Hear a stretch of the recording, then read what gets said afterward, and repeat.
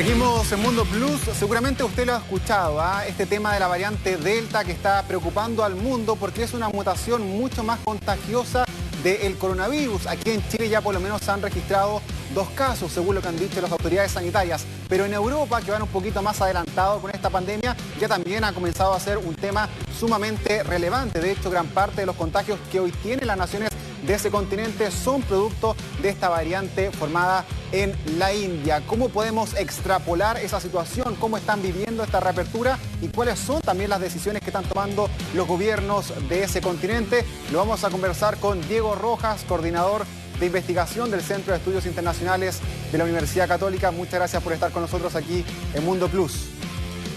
Hola Pablo, buenas tardes, ¿cómo estás?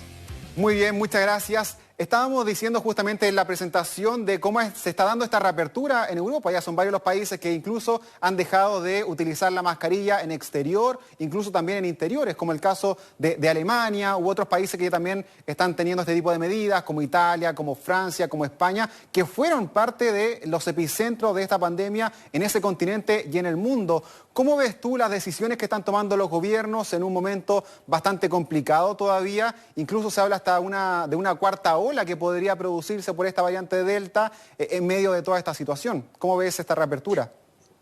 Sí, efectivamente, lo que se está viviendo en Europa es una reapertura bastante paulatina y con mucho cuidado respecto a las medidas que se tienen que tomar. Recordemos que ya vivimos un caso de un rebrote después del verano europeo en el año pasado. Y efectivamente hoy en día que existe el tema de la vacunación, que en Europa no ha sido tan fácil como uno pudiera imaginarse, hay una predisposición por parte de los gobiernos de los países europeos de ir relajando ciertas medidas de protección.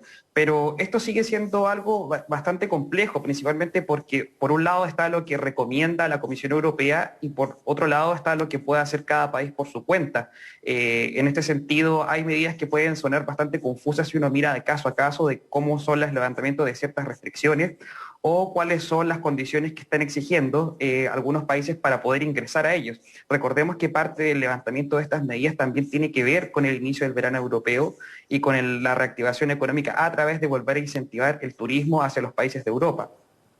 Para mí, una de las situaciones más complejas que se está viviendo en Europa en estos momentos tiene que ver con el Reino Unido, ¿cierto? Que también ha sido uno de los países más aquejados con el COVID-19, que ha vuelto a tener una gran cantidad de casos. Hace semanas atrás volvieron a sobrepasar los 10.000 casos diarios y hemos visto estas semanas imágenes de mucha gente en las calles con la Eurocopa, por ejemplo, o también con el torneo de Wimbledon de tenis que comenzó esta semana. Hay gente en los estadios, gente sin mascarilla, incluso esto hizo retroceder muchas del fin de las restricciones que iban a venir en junio, finalmente se han pospuesto para el 19 de julio. Sin embargo, el gobierno ya dijo que ellos tienen la intención de eliminar todo tipo de restricción.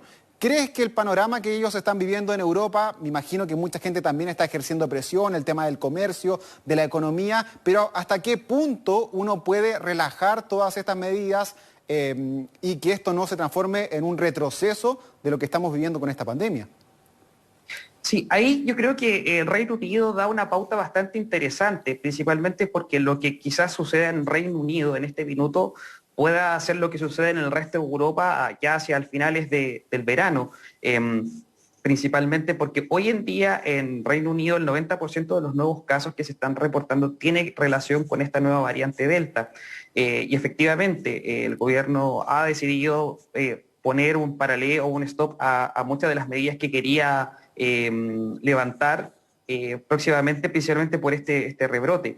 Y efectivamente, tal como comentas, pueden haber ciertas presiones, sobre todo económicas, para poder efectivamente levantar estas restricciones y poder llevar una vida relativamente normal. Ya son más de 15 meses que estamos en plena pandemia y efectivamente ya hay repercusiones económicas que es difícil de poder sostener con medidas más restrictivas de desplazamiento, de ingreso al país, de poder vivir una vida relativamente normal.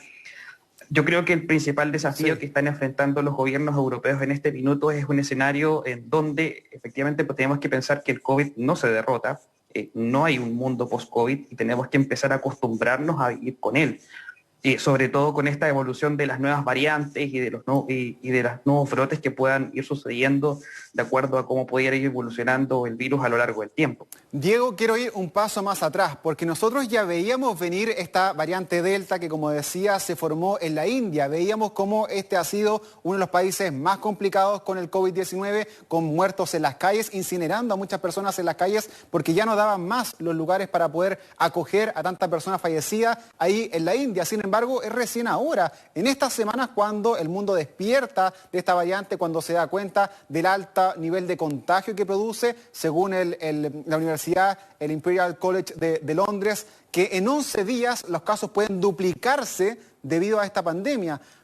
¿Tú crees que la comunidad internacional subestimó lo que estaba sucediendo en la India con la formación de esta variante, que no hubo un apoyo internacional antes para contener este tipo de casos o de nivel de contagios? ¿Crees que se subestimó esa situación?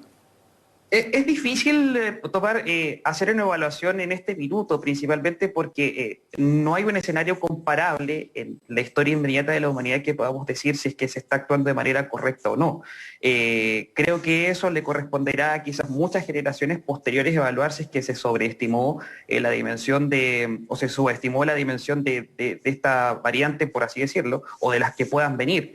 Creo que hoy en día hay un gran desafío de política pública internacional, de poder tomar medidas con mucha mayor rapidez y coordinación entre los distintos países y no dejar que dependa de algunos casos en particulares. Y ahí yo creo que está el gran desafío a futuro, a muy corto plazo, principalmente porque podemos empezar a ver nuevas variantes. Esto es un escenario cambiante casi de día a día. No sabemos si el día de mañana va a existir otra variante más contagiosa o más mortífera. Y ahí es necesario que los países tomen en consideración de que de la pandemia no podemos salir de manera aislada. Es necesario que exista una coordinación entre los distintos países en las regiones de cada uno para poder tener mecanismos de coordinación que permitan enfrentar este escenario bastante cambiante. Diego, y en ese sentido, ¿en qué posición quedamos nosotros aquí en América Latina? Porque si ya los europeos, que son el mundo desarrollado, están complicados, ¿en qué percepción podemos quedar nosotros aquí, donde ya hay países que tienen esta variante Delta, el caso de Chile, pero también de Brasil, de Argentina, de Perú, y que tenemos también una economía que quizás no es tan fuerte, dependiente mucho de los recursos naturales, que muchos comerciantes han quebrado, están en un momento de indefensión por esta situación, y que ahora venga un nuevo mazazo con esta variante? ¿Cómo hay algún nivel, así como está la Unión Europea, aquí que no podamos hacer esta coordinación de la cual tú hablas a nivel político, a nivel social?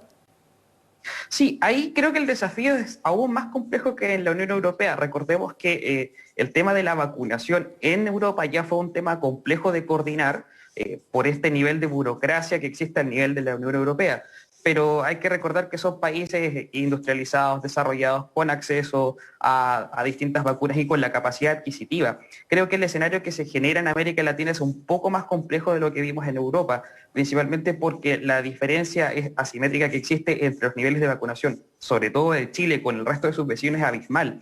En Europa tenemos que pensar que la vacunación no es total todavía, está alrededor del orden de la mitad de la población con las 2 dosis o con el ciclo de inoculación completo.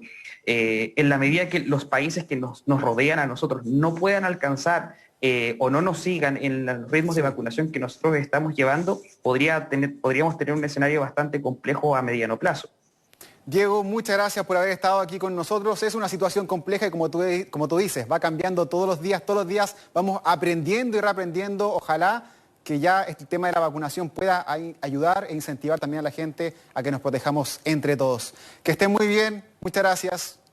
Muchas gracias, que estés bien, buenas tardes. Bueno, seguimos recorriendo el mundo y esta vez vamos a viajar hasta